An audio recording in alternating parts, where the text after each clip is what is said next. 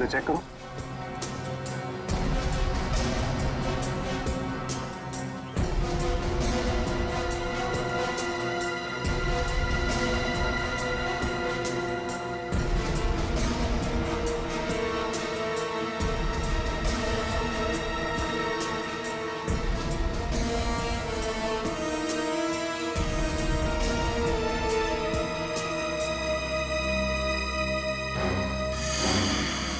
ये देखो, यहां पर निशान है। ये निशान, उसने रस्सी को यहां से बांधा और यहां से नीचे उतरा, क्योंकि ठीक नीचे यहां पे अंकुश का ऑफिस है। और फिर रस्सी सपोर्ट के लिए शायद वहां उस पे बांधा होगा।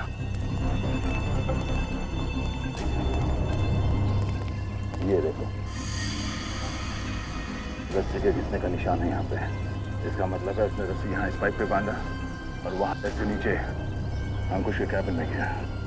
कमाल है सर, खूनी इतना कुछ करता रहा लेकिन किसी ने उसे देखा तक नहीं।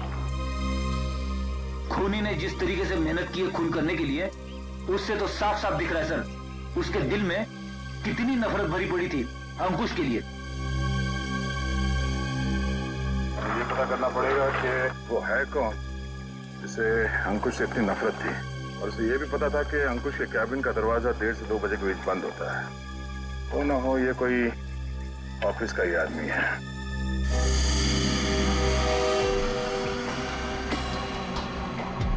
खूनी टेरेस से रस्सी के सहारे नीचे उतरा और फिर खिड़की के रास्ते कैबिन में आया। लेकिन आपने तो चेक किया था, खिड़की अंदर से बंद थी, जिसका बाहर से खुलना नामुमकिन था। Exactly Freddy. इसका मतलब है खून होने से पहले खूनी ने या उसका साथ देने वाला कोई ना कोई इस ऑफिस में था, जिसने छुपके से ये लैच, खिड़की का लैच खोल दिया ताकि इसे बाहर से खोल सके। फिर सर खूनी ने खिड़की को अंदर से लॉकअप किया।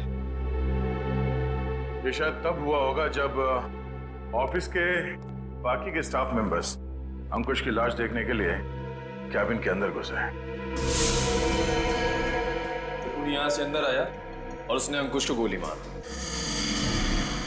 गोली चलने की आवाज नहीं आई, शायद गन पे साइलेंसर लगा हुआ था। और फिर अपना काम करने के बाद खूनी वापस इस खिड़की से ऊपर चला गया। मगर खूनी ने एक गलती कर दी। वो क्या सर? लैच। जब उसने खिड़की खोलने के लिए ये लैच ऐसे खोला होगा, जाहिर सी बात है उसने ग्लव्स पहनने की तकलीफ नहीं की होगी। इसका मतलब खूनी के उंगलियों के निशान उस लैच पे है। हाँ फ्रेडी, और अब ये उंगलियों के निशान ही हमें खूनी के गर्दन तक ले जाएंगे।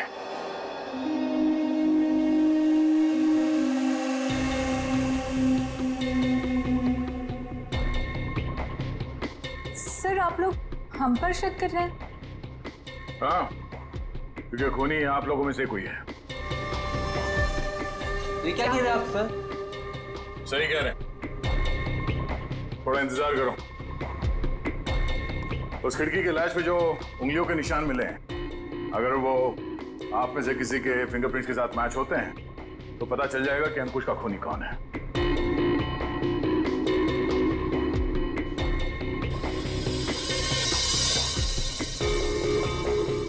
ठीक, आप जाइए, आप आइए।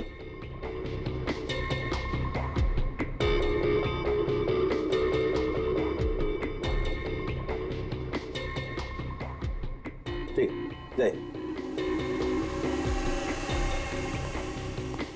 दया, इन सब लोगों के फिंगरप्रिंट्स तो ले लिए, अब जरा इन्हें मैच करके देखते हैं। ठीक है सर। हाँ?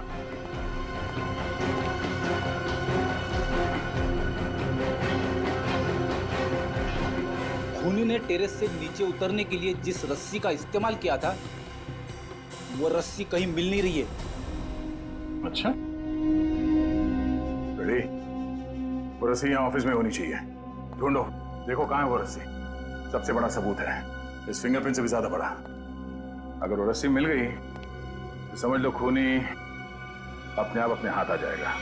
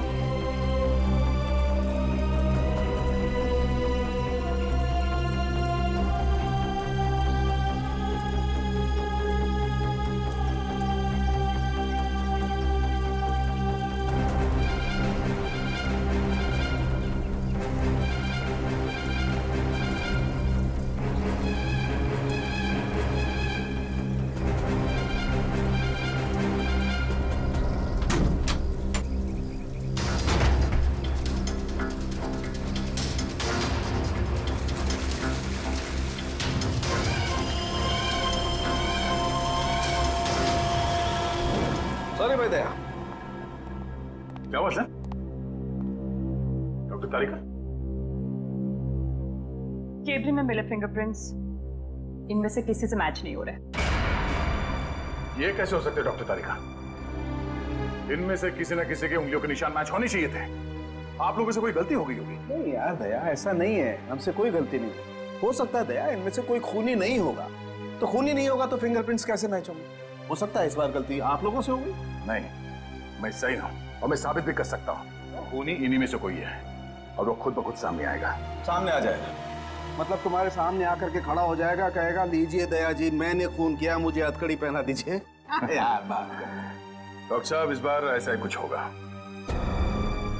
डॉक्टर साहब ने आप लोगों के हाथ पे एक केमिकल लगाया था। वो केमिकल रिएक्ट करेगा और वो केमिकल तब रिएक्ट करेगा जब आप में से जो खूनी है वो ऊपर टेरेस पे जाके पानी के टैंक के अंदर से वो रस्सी निकालेगा। वो रस्सी हमें तब मिल गई थी जब पहली बार हम लोग छत पे गए थे।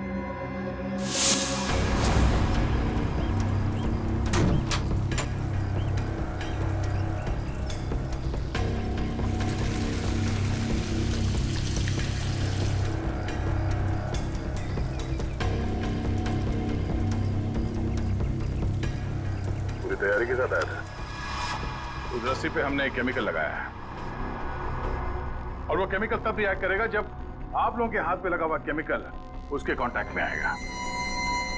आप लोगों के हाथ चमकने लगेंगे अंधेरे में। Lights off.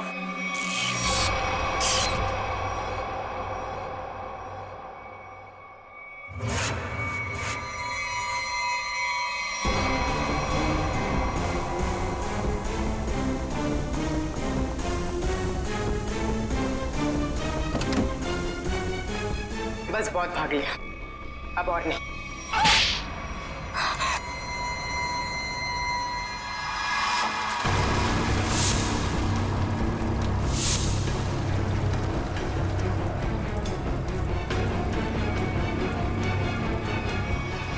तुमने अंकुश को क्यों मारा? तुम ही कंपनी के सीक्रेट्स बेच रही थी ना? और जब अंकुश तुम तीनों से पूछताछ कर रहा था, तुम जानती थी कि तुम्हें उससे छुटकारा पाना है। हाँ? मैं बहुत पहले से ही जानती थी कि मैं पकड़ी जा सकती, इसलिए मैंने प्लान बना के रखा था कि जब भी मौका मिलेगा मैं अंकुश को मार दूंगी। तो तुमने अपने प्लान में सुमित को कैसे फंसाया और क्यों फंसाया? उसने क्या बिगाड़ा था तुम्हारा? मेरी सबसे अच्छी सहेली को मुझसे दूर कर दिया था। मैं और कृतिका अच्छे दोस्त हुआ करते थे, लेकिन जब से सुमित उसकी जिंदगी में आया था तब से कृतिका उसकी बातें करती रहती थी। सुमित ऐसा है, सुमित वैसा है, सुमित ने ये किया, सुमित ने वो किया, सुमित सुमित सुमित। इस सुमित से मुझे नफरत होने लगी थी। दिन रात उसके साथ फोन पे लगी रहती थी। इस सुमित के चक्कर में वो मुझे भूल गई थी। और आज सर के केबिन से निकलने के बाद कृतिका ने जब सुमित को फोन करके बताया कि गन को कहीं छिपा देना, मैं अपनी सहेली को मैं वापस पाना चाहती थी। और यही सही मौका था सुमित को फंसाने का। इसलिए तुमने अंकुश को मारने के बाद मुझसे कहा कि तुमने उसे वो लेटर दे दिया? हाँ। मुंह मीठा कीजिए। इस खुशी में श्रेया और सिद्धार्थ की शादी पक्की हो गई।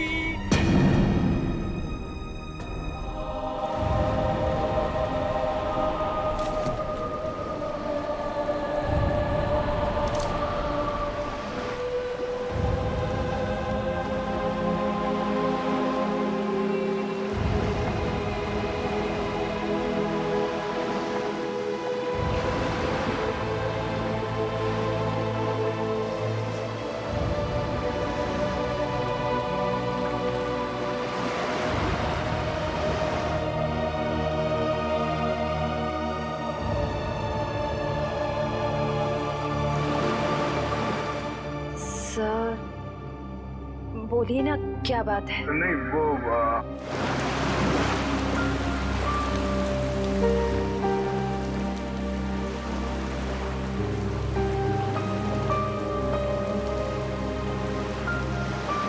श्रेया और सिद्धार्थ की शादी पक्की हो गई।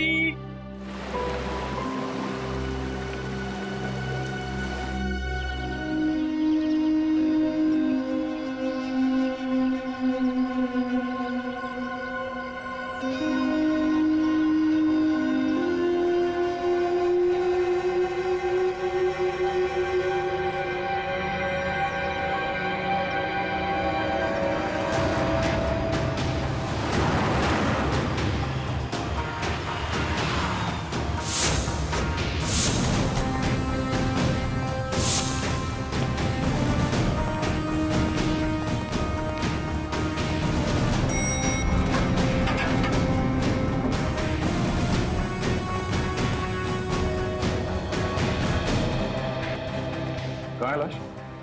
सर वो इस कैबिन में।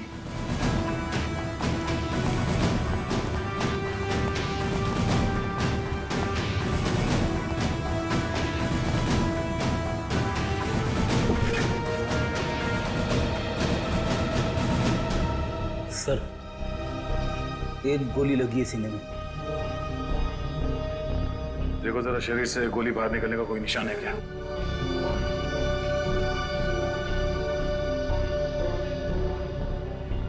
नहीं सर, कोई एग्जिट वोल नहीं है। गोली बाहर निकलने का कोई जख्म नहीं है।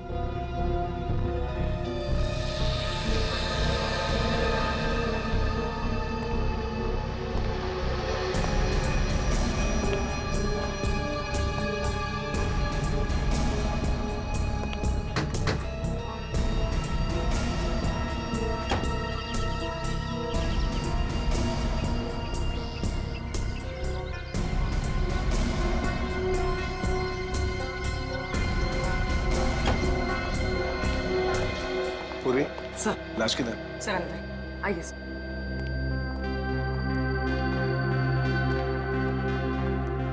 आए दे। क्या बात है? तुम्हारा खास दोस्त कहाँ है? अभिजीत? इस आदमी के शरीर में गोली लगी है और कोई एग्जिट वुंड नहीं है। ठीक है, सब कमरे को अच्छी तरह से चेक करो। Excuse me. हाँ प्लीज प्लीज।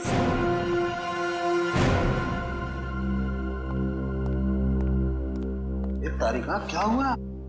हैं? ये तो एकदम उखड़ गया था। कुछ गलत तो नहीं कह दिया मैंने?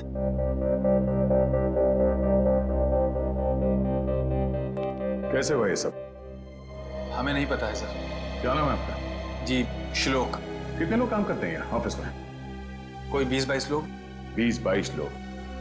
दिन दहाड़े कोई आपके डायरेक्टर के कमरे के अंदर घुस जाता है, उसे मार देता है, और आप में से किसी ने कुछ नहीं देखा? सर, मैं आपको सिर्फ इतना बता सकता हूँ कि जो कुछ भी हुआ है वो 1:30 से 2 के बीच हुआ होगा। खून किसने किया वो आप नहीं जानते। खून कितने बजे हुआ ये आपको मालूम है? हाँ सर, क्योंकि सर के केबिन का दरवाजा 1:30 से 2 के बीच अपने आप लॉक हो जाता है। क्यों लॉक हो जाता है? वो तो नहीं पता, सर ने ऐसे ही बनवाया है। तो क्या करते क्या थे कैबिन में 1:30 से 2 के बीच? सर, हो सकता है कि वो अपने वाइफ से बात करता हो और नहीं चाहता हो कि कोई उसे डिस्टर्ब करे। नहीं सर, सर शादीशुदा नहीं थे। तो फिर करते क्या थे वो? हाँ? पूजा करते थे, खाना खाते थे, क्या करते थे? सर वो घर से खाना खा के आते थे। और ये कैबिन का दरवाजा हर रोज ऐसे ही बंद होता था? जी सर। जी सर। तो फिर आज उसी दौरान उनका खून हुआ, ये आप लोग कैसे कह सकते हैं? सर, ये शालिनी है। सर, इनको अंकुश सर से मिलना था। ये दौड़ते हुए उनके केबिन में गई, लेकिन अरे शालिनी, तुम भाग के कहाँ जा रही हो? सॉरी रचना, वो बॉस से कुछ अर्जेंट काम है मुझे। सर से मिलने जा रही हो? लेकिन अभी तो 1:30 बजने वाले हैं, केबिन बंद हो जाएगा उनका। पता है, इसलिए तो जल्दी जा रही हूँ। Excuse me.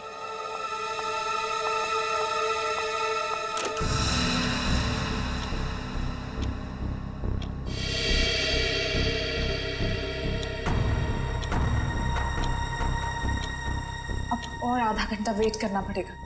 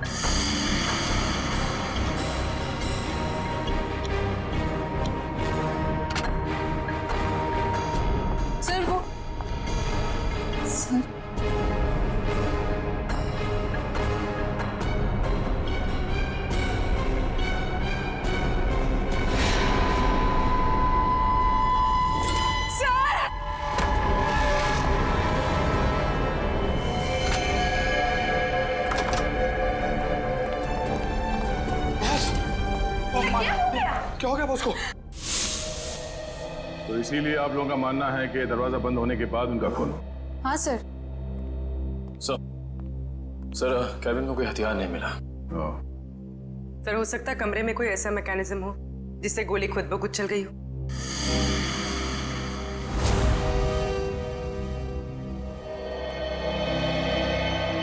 डॉक्टर साहब, ये खूनी कहाँ खड़ा होगा जब उसने गोली चलाई? ये देखो, यहाँ टेबल पर खून के छींटे पड़े हुए हैं।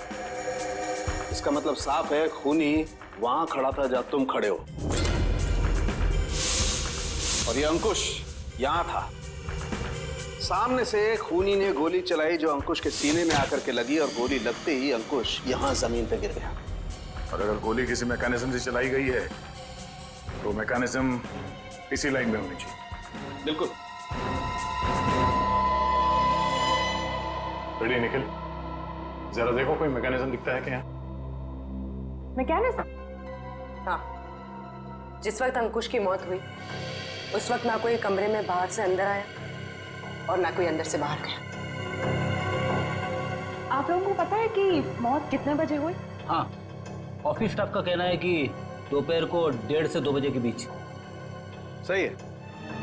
राइगर मोर्टिस लाश की जकड़न भी यही बता रही है।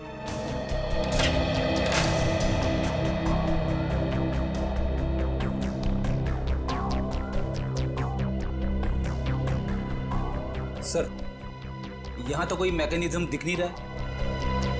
सर, यहाँ भी ऐसी कोई चीज दिखाई दे नहीं रही है। कमरे में कोई आया नहीं, और कोई मैकेनिज्म भी नहीं है। तो फिर इस आदमी को गोली लगी कैसे?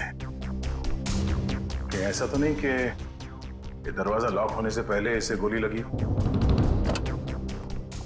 एक बात बताइए, आप में से किसी ने ये दरवाजा बंद होने से पहले अंकुश को जिंदा देखा था? No sir. नहीं सर। ठीक है, एक काम करो, शुरू से बताओ जब आपके बॉस अंकुश यहाँ इस ऑफिस में आए। सर वो बहुत परेशान थे और उन्होंने कृतिका को अपने केबिन में जी बुलाया। Sir. Okay sir, okay. Rachna, क्या हुआ? बॉस बहुत ज्यादा गुस्से में है, कृतिका को अंदर बुलाया है।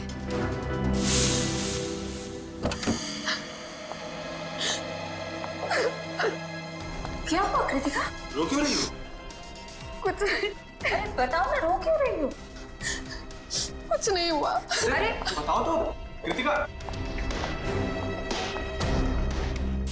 तो कृतिका अभी कहाँ है? ऑफिस से चली गई क्या वो? नहीं सर, उसका बैग तो यहीं है।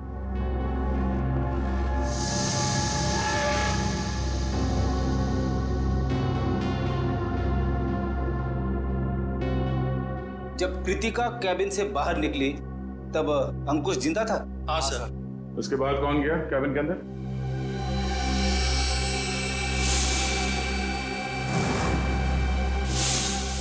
देखिए, हम एक सवाल 2 बार नहीं पूछेंगे आप लोगों से। हम यहाँ ये पता करने की कोशिश कर रहे हैं कि आपके बॉस का खून किसने किया, और इसके लिए हमें आपके सहयोग की जरूरत है। और आपके ऐसे चुप रहने से कुछ हासिल नहीं होगा। इसलिए बताइए, कृतिका के बाहर आने के बाद अंकुश के कैबिन में कौन गया था? सर, त्र्यंबक, रचना और मैं। उस वक्त कितने बजे थे?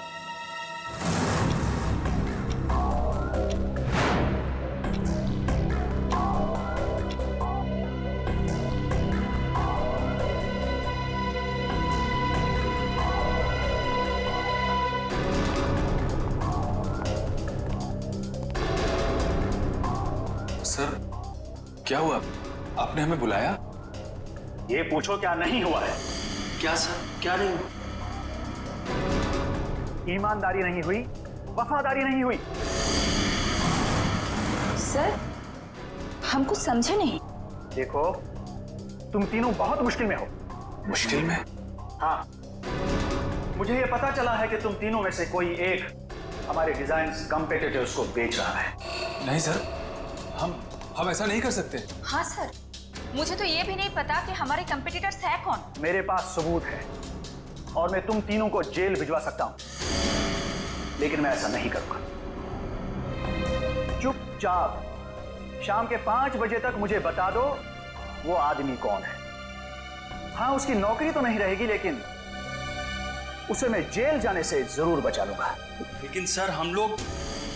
मेरे पास ज्यादा समय नहीं, जितना मैंने कहा है उतना करो। तो कोई कंपनी के सीक्रेट्स बेच रहा था? हाँ? सर, अंकुश जरूर भड़का होगा इस धोखे से। कोई भी भड़केगा।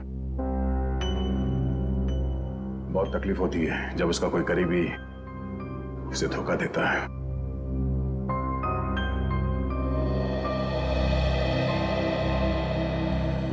तुम तीनों में से कोई एक धोखेबाज है, वरना अंकुश सिर्फ तुम तीनों से पूछताछ क्यों करेगा इस बारे में? सर, हम बेकसूर हैं। कोई हमें फंसाने की कोशिश कर रहा है। तुम लोगों ने ही मारा अंकुश को, और अब ये बेकसूर होने का नाटक कर रहे हो। नहीं सर, हम सच कह रहे हैं। अच्छा, वो तो हम पता लगा ही लेंगे कि क्या है सच और क्या है झूठ। तुम कितने बजे अंकुश के कैबिन से बाहर गए थे? सर, यही कोई 1:15 हो रहा होगा। और वो जिंदा थे जब तुम बाहर आई? हाँ मैम। जी। तो उसके बाद कौन गया था केबिन में? सर, मुझे पता नहीं है। मैंने किसी को जाते हुए नहीं देखा सर। मैंने भी किसी को अंदर जाते हुए नहीं देखा। सब सबका जवाब एक ही है। सर, समझ में नहीं आ रहा है कौन सच बोल रहा है और कौन झूठ। सर, ये खूनी जो कोई भी है, सर इन तीनों के बाहर आने के बाद दरवाजा लॉक होने से पहले अंकुश के कैबिन में घुसा होगा। और अंकुश का खून करने के बाद शालिनी के आने से पहले निकल गया होगा। खूनी कौन हो सकता है? तो कमरे के अंदर घुसा और किसी ने उसे आते जाते नहीं देखा। अंकुश के कमरे से बाहर निकलने के बाद तुम तीनों कहाँ थे? सर हम कॉन्फ्रेंस रूम की तरफ चले गए थे ये झूठे लगे इल्जाम के बारे में बात करने के लिए, लेकिन थोड़ी देर के बाद जब हम बाहर लंच के लिए आए तो देखा शालिनी अंकुश जी के रूम की तरफ जा रही थी। 1:15 से लेके शालिनी के कमरे के बाहर आने तक किसी ने किसी को कमरे के अंदर जाते हुए देखा? सर हमने ध्यान नहीं दिया क्योंकि कृतिका ही ये सब देखती थी। ये कृतिका है कहाँ? पता नहीं सर, बहुत टाइम से आपने उसे देखा नहीं। पुलिस देखो, जब तक कृतिका नहीं मिल जाती कुछ पता नहीं चलेगा। आप लोग सीसीटीवी कैमरा की फुटेज क्यों नहीं देखते? उसमें पता चल जाएगा। तुम कौन हो? जी मैं सुमित, कृतिका का बॉयफ्रेंड। और ये सीसीटीवी कैमरा के बारे में क्या बता रहे हो? कृतिका ने मुझे बताया था कि बॉस ने स्टाफ पे नजर रखने के लिए उसके डेस्क पे एक सीक्रेट कैमरा लगा रखा था। क्या कैमरा?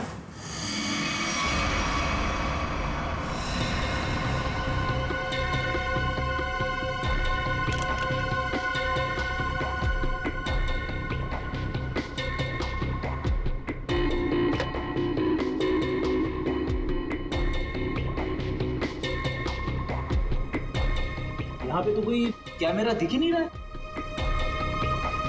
खुफिया कैमरा है, छुपा के रखा होगा।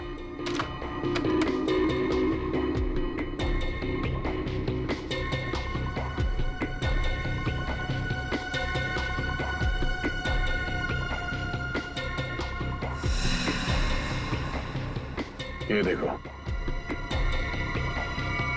लाफिंग बुद्धा की आंखों में कैमरा है। निखिल, पता करो इसका रिसीवर कहाँ है।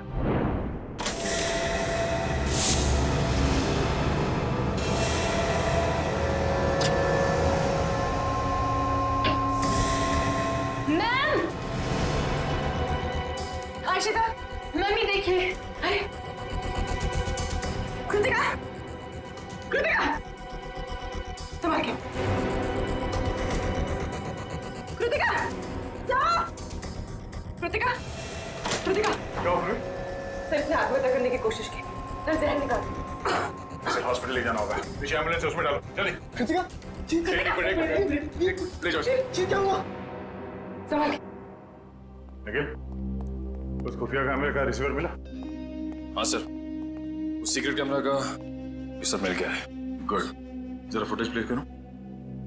देखते हैं रचना, त्रिंबक और श्लोक के निकलने के बाद अंकुश के कमरे में कौन गया था।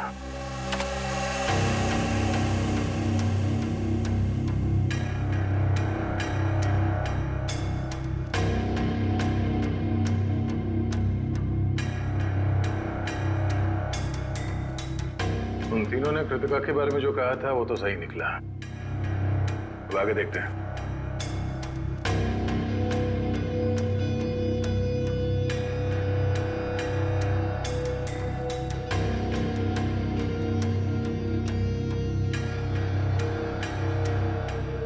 देखते हैं इस खुफिया कैमरा की आंखों ने ऐसा कुछ देखा है कि जो यहाँ काम करने वाले 20-22 लोगों ने नहीं देखा, और अंकुश की मौत हो गई।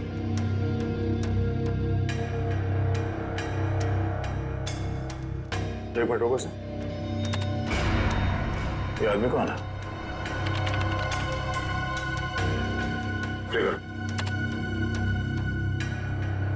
फॉरवर्ड करो सर। बस इसका चेहरा तो ठीक से दिख ही नहीं रहा है। ये आदमी कैबिन के अंदर गया एक 20 को, बाहर निकला एक 25 को, और बड़ी हड़बड़ाहट में निकला है बाहर। निकले, काम करो, ऑफिस के स्टाफ मेंबर्स को बुलाओ, और हाँ, उस वॉचमैन को भी लेके आओ अंदर।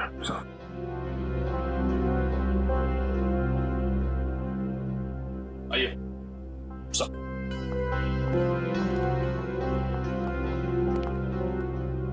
देखिए, इस आदमी को पहचानते हैं आप? नहीं सर, हमने इन्हें कभी ऑफिस में नहीं देखा। तुम? नहीं सर, इससे पहले मैंने कभी इसे देखा नहीं। श्लोक? नहीं सर, मैंने भी इसे नहीं देखा। वॉचमैन, तुम तो एंट्रेंस में थे, तुमने तो देखा होगा साथ ही जाते। हाँ, पहचानते हो कौन है? नहीं सर, मैंने इसे कभी नहीं देखा। अरे तो फिर ये अंदर आया कैसे? उड़ के आया क्या? मेरा एक फोन आया था, मैं 5 मिनट के लिए थोड़ी दूर चला गया था, शायद ये तब आया होगा। अच्छा, निखिल, एंट्रेंस पे जो कैमरा है उसका फुटेज चेक करो।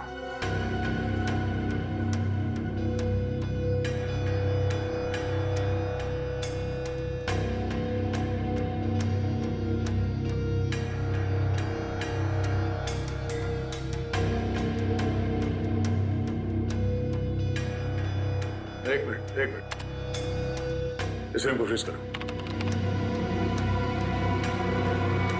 ये सुमित,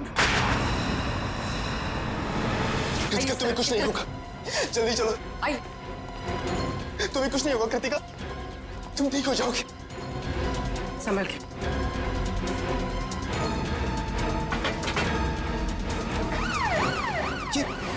मैं नहीं जा रहा। ये क्या कर रहे हैं सर? कृतिका के पास मेरा रहना जरूरी है। तुम आज इस ऑफिस में से पहले भी आए थे?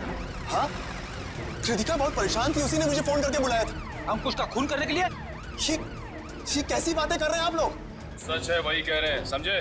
तुम अंकुश के कैबिन में घुसे, उसका खून करके वहां से निकल गए और तुम कृतिका से मिले भी नहीं। सर ऐसा कुछ भी नहीं है, मेरी बात समझने की कोशिश कीजिए। आप लोग जैसा समझ रहे हैं ऐसा कुछ भी नहीं, मैंने किसी का खून नहीं किया है। चल अंदर चल, मेरी राम कहानी हम लोग वहीं सुनेंगे। निकल। सर मैं सच कह रहा हूँ, मैंने खून नहीं किया है। तुम्हारे गिड़गिड़ाने का कोई फायदा नहीं है, हम जानते हैं कि अंकुश का खून तुम नहीं किया है। काश सर, अगर मैंने उसका खून किया होता तो मुझे अपना गुनाह कबूल करने में खुशी होती। मैं उसे मारना चाहता था लेकिन मार नहीं पाया। तुम अंकुश को क्यों मारना चाहते थे? क्योंकि वो कृतिका को परेशान कर रहा था, उससे शादी करना चाहता था। कहता था कि अगर शादी नहीं करोगी तो उसे नौकरी से निकाल देगा। बार बार अपने एमडी होने की धमकी देता था। क्या करती बेचारी कृतिका, उसके ऊपर उसके बूढ़े माँ बाप की जिम्मेदारी थी। इसलिए तुमने बदला ले लिया अंकुश का खून करके? है? नहीं सर, तब मुझे कृतिका ने बुलाया था, वो बहुत रो रही थी। अंकुश ने फिर से उसे धमकी दी थी, पर जब मैं ऑफिस पहुंचा तो मुझे वो नहीं दिखी। तब मैं जाकर अंकुश को धमकाया और वहां से बाहर चला गया।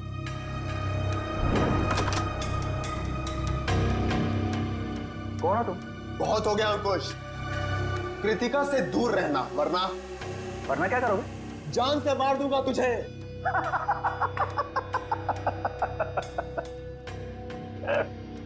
अरे जा, जो करना है कर, कृतिका सिर्फ मेरी बनेगी। अंकुश, तू यहां से निकल रहा है या मैं सिक्योरिटी को बुलाऊं? आउट। अभी तो जा रहा हूं, लेकिन बहुत जल्द लौटूंगा और तब तुझे मुझसे बचाने के लिए कोई नहीं रहेगा, कोई नहीं रहेगा।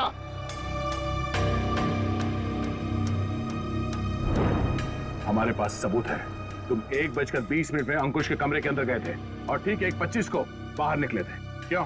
फिर भी मैं बार बार यही कहूंगा कि मैंने खून नहीं किया है। देखो सुमित, दया सर को गुस्सा मत दिलाओ, सीधी तरीके से मान जाओ कि खून तुमने किया है। क्योंकि तुम्हारे जाने के बाद यहाँ की स्टाफ शालिनी जब कैबिन में गई तब अंकुश मरा पड़ा था। सर मेरा विश्वास कीजिए, मैंने खून नहीं किया है, प्लीज मेरा यकीन कीजिए आप लोग। याद देखो। सर, गन पाउडर की स्मेल, स्प्रे देना। एक मिनट,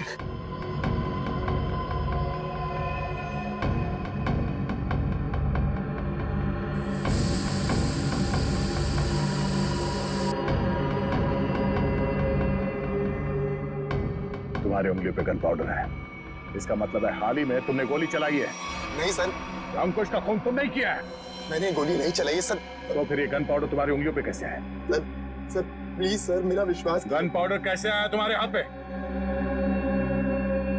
सर वो मेरे पास मेरी अपनी गन, उससे गलती से चल गई थी जब मैं आज अपने घर पर था। तुम्हारे पास अपनी गन है? लाइसेंस है? हाँ? नहीं। तो गैर कानूनी तरीके से गन रखी थी तुमने? हाँ? सिर्फ और सिर्फ अंकुश को मारने के लिए। अगर आज उससे कोई नहीं मारता तो मैं शायद उसे जरूर मार देता। वो गन कहाँ रखी है तुमने? बाहर फ्लावर पॉट में। गन को बाहर क्यों छोड़ा तूने? हाँ? क्योंकि कृतिका ने मुझे कसम दी थी कि मैं अपने साथ गन अंदर लेकर ना आऊं, वरना गुस्से में मैं कहीं उसके बॉस को मार ना दूं, इसलिए बाहर छोड़ दी। चल देखा वो गन कहाँ है?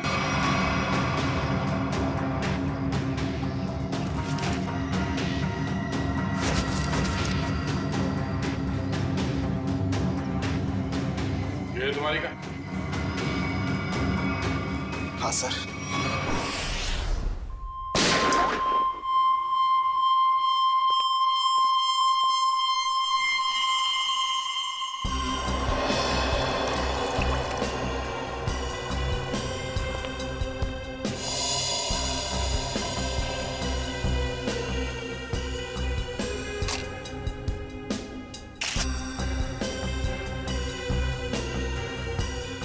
मेरी समझ में नहीं आ रहा है कि आप लोग मेरी गन को चेक क्यों कर रहे हैं, जबकि मैं इसे ऑफिस में लेकर गया ही नहीं था। दोनों बार प्लांट में ही छिपा दिया था।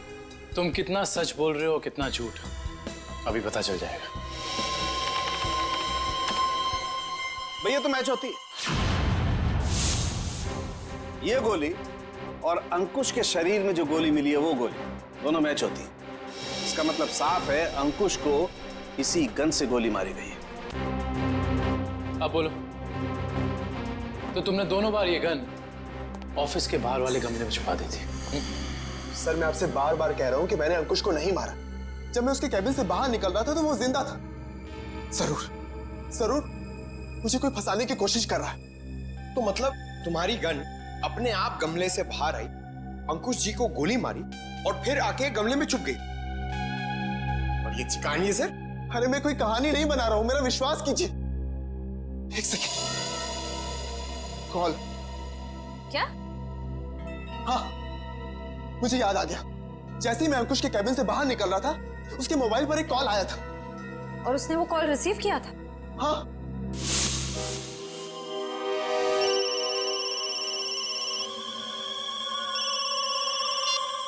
हाँ बोल।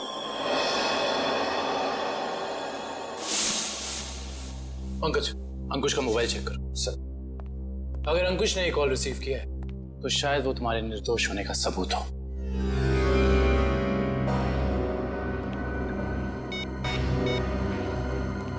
सर, अंकुश को 1:25 पे कॉल आया था सर, और 7 मिनट तक कॉल चली।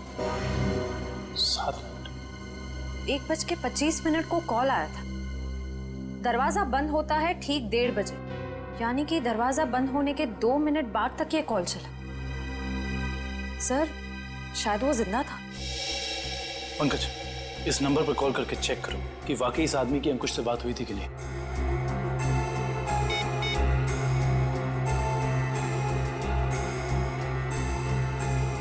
अंकुश नहीं, मैं सीआईडी ऑफिसर पंकज बोल रहा हूँ।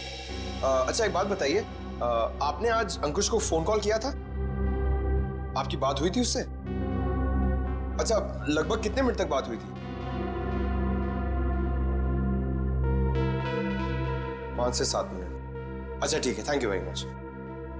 नहीं कोई टेंशन। सर 7 मिनट तक बात हुई थी सर। देखा सर, मैं सच कह रहा हूं, मैंने अंकुश को नहीं मारा है। इसका मतलब सुमित खूनी नहीं है, तो फिर खूनी कौन है? कहीं खूनी पहले से ही तो कैबिन में छुपकर नहीं बैठा था और दरवाजा लॉक होते ही उसने अंकुश को गोली मार दी और फिर वहां बैठकर इंतजार कर रहा था। और जब 2 बजे बाकी का सारा स्टाफ अंदर आया कैबिन में अंकुश की लाश देखने, तो मौका देखकर वो भी उनके साथ निकल गया।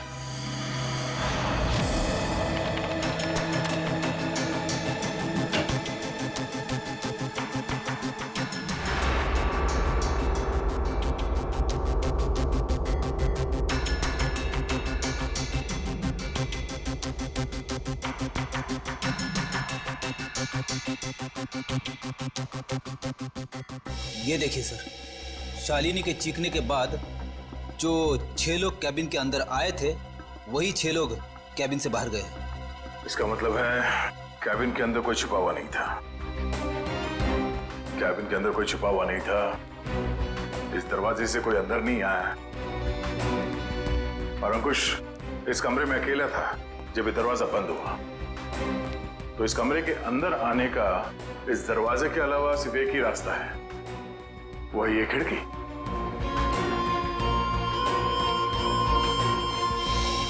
मगर जब हम लोग इस कमरे के अंदर आए तो ये खिड़की अंदर से बंद थी।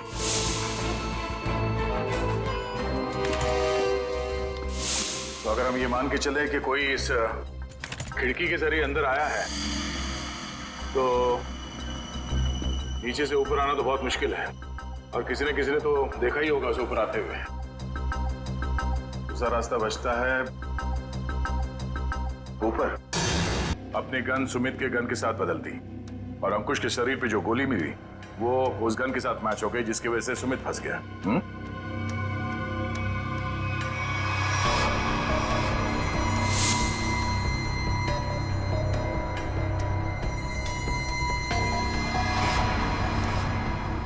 और जब अंकुश अपने कैबिन में तुम तीनों पे भड़क रहा था उस वक्त तुमने चुपके से उस खिड़की का लैच खोल दिया।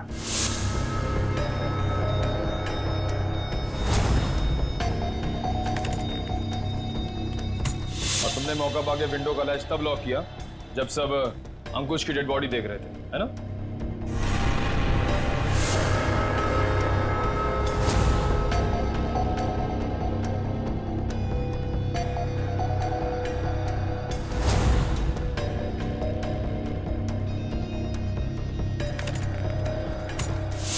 तुम्हें कैसे मालूम कि सुमित के पास कौन सी गन है?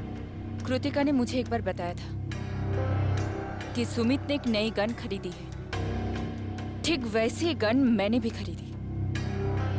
और आज जब सुमित दोबारा ऑफिस में आया तो मुझे पता था कि वो गन फिर से कहीं बाहर रख के आया होगा। और मौका मिलते ही मैंने वो गन बदल दी। क्या फायदा हुआ तुम्हें ये सब करके? हाँ? तुमने एक दोस्त खो दिया और साथ में अपनी आजादी भी। पूर्वी, ले जाओ इसे। Sir, sir.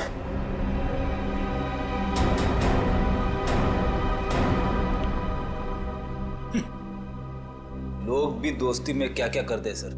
हाँ फ्रेडी, कुछ तो पीठ पे छुरा घोंपते हैं।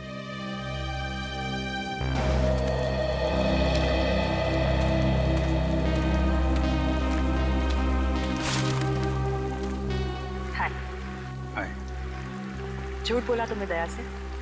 हाँ, भाई जैसा ना वो तुम्हारा, इस तरह से दिल दुखाया? कैसी बात कर रहे हो तारिका? मैं तो सपने में भी उसका दिल दुखाने के नहीं सोच सकता। उसको दुख ना हो इसलिए मैंने झूठ बोला। अभिजीत, झूठ के पैर नहीं होते, वो ज्यादा दूर तक चल नहीं सकता। तुम्हें दया को सब कुछ सच सच बता देना चाहिए था। बताया था मैंने सच उसे, कड़वा सच। मैं सिर्फ ये जानने आया था कि श्रेया ने उस लड़के को वहां बुलाया या नहीं। नहीं, वो हाँ बोल दिया श्रेया ने। लेकिन जब मैंने दया का चेहरा देखा लगा जैसे किसी गोली ने उसके सीने को चीर दिया है।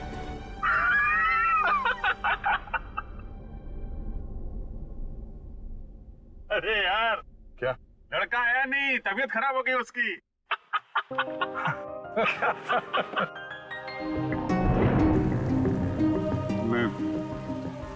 मैं दया को इस हालत में नहीं देख सका।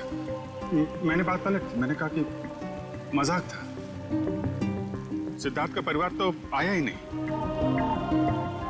मैं जानता हूं ये गलत है तारिका, लेकिन ये गलत उस समय मुझे सही लगा।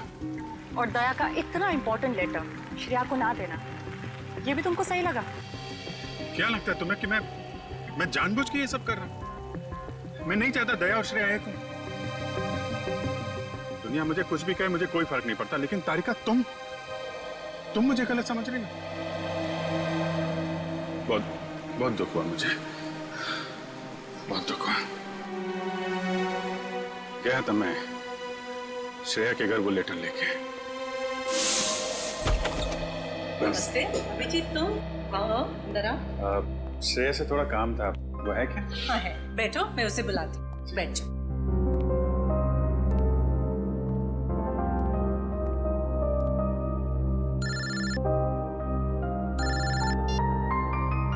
अरे भाई, तुम्हारा ही काम करने आया हूँ यार। अरे भूल कैसे सकता हूँ, लेटर है मेरे पास, अभी दिया नहीं है। जैसे ही श्रेया आती है ये लेटर उसके हवाले कर दूंगा। हैं? अरे यार थोड़ा तो सब्र रखो यार। हाँ मैं करता हूँ। नमस्ते अंकल। अभिजीत, मैं तुम्हारे हाथ जोड़ता हूँ, तुम दया का कोई भी लेटर श्रेया को नहीं दोगे। लेकिन दया और श्रेया तो... मैं जानता हूँ दया और श्रेया कुछ कहते नहीं, लेकिन वो एक दूसरे के काफी करीब हैं। मगर मैं अब नहीं चाहता हूँ कि श्रेया अपना फैसला बदले। ये तो दोनों के साथ ज्यादती होगी। आप अभिजीत, मैं मजबूर हूँ। मैंने पिछले साल सिद्धार्थ के पिता से एक बड़ी रकम उधार ली थी, जो मेरे अलावा मेरे घर में कोई नहीं जानता। और अगर श्रेया ने इस शादी से इनकार किया तो वो लोग सारे पैसे वापस मांग सकते हैं, जो मैं अभी देने की स्थिति में नहीं हूँ। लेकिन अंकल ये तो श्रेया की जिंदगी का सवाल है। तो मैं क्या करूं? इतने पैसे कहां से लाऊं? श्रेया की मां को हार्ट प्रॉब्लम है। तुम लोगों की जरा सी गलती हमें प्रॉब्लम में डाल सकती है। देखिए अगर सिर्फ पैसे की बात है तो हम लोग मिलकर कोशिश कर सकते हैं। पैसा तो... नहीं, वो बात नहीं है। पैसे का इंतजाम हो चुका है, बस 1-1.5 महीने की बात। एक बार मैं उनके सारे पैसे लौटा दूं, उसके बाद तुम ये लेटर श्रेया को दे देना। लेकिन तब तक ये बात हम दोनों के बीच ही रहनी चाहिए, प्लीज। ये आपने बड़ी मुश्किल में डाल दिया। दया से कोई बात छुपाना इतना आसान नहीं है। अब ये बात ना मैं श्रेया को बता सकता हूँ और ना दया को। दया तो इस बारे में कुछ नहीं जानता। वो तो तुम्हें गलत समझ रहा है। इनफैक्ट नफरत करने लगा है वो तुमसे। जानता हूँ, वक्त ने गलतफहमी पैदा कर दी है, लेकिन ये भी जानता हूँ कि सही वक्त आने पर सब ठीक भी हो जाए।